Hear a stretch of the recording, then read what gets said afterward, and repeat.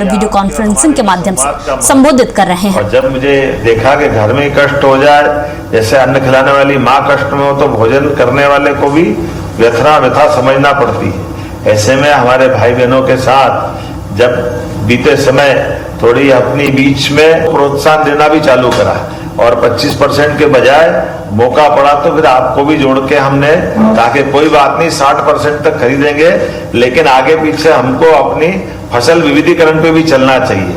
इसलिए जोरदार ताली बजा करके एक तरफ गेहूं उपार्जन में भी, दूसरी तरफ आपके हर दुख दर्द में सरकार सदैव आपके साथ खड़ी है।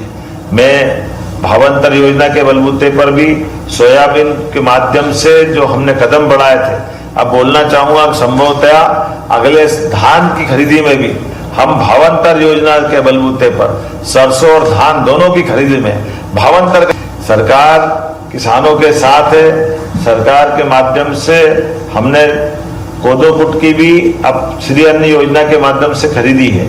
और खासकर मैं उल्लेख करता हूं कि अब अपने बीच में जब मैं आपसे बात कर रहा हूं तो यहाँ हाई क्वालिटी का रेशम, सरबती गेहूं, बासमती चावल क्या नहीं है नर्मदापुरम में।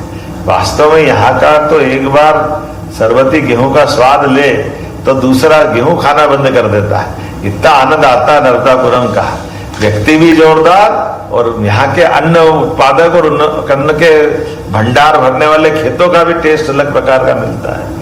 मैं अपनी ओर से एक बार फिर आने वाले समय में मुहासा बावई के बलबूते पर यह हमारा सबसे तेज गति से औद्योगिक क्षेत्र में बदलने वाले जिले में शामिल हुआ है। इसी के साथ साथ लॉजिस्टिक ट्रांसपोर्ट जो कटनी के पास बनेगा, अर्थात कई प्रकार से हमारा ये जिला बहुत अच्छे से आगे बढ़ रहा है। पिपरिया और खासकर पचमढ़ी के अंदर भी बीते समय में किसानों के साथ साथ रहवासियों को भी जो कठिनाई थी उसका समाधान निकालने का काम हमारी सरकार ने किया है। मैं आज के इस अवसर पर कृषि कल्याण वर्ष में किसानों की बेहतरी के लिए सिंचाई में भी हम लोग विस्तार कर रहे हैं। कृषि यंत्रों का, आधुनिक खेती का, प्राकृतिक खेती का, ऐसे कई सत्र अभी आपने संपन्न किए होंगे दिन भर अलग अलग प्रकार से। और कृषि का रोड मैप भी हुआ होगा। हमारे मंत्री जी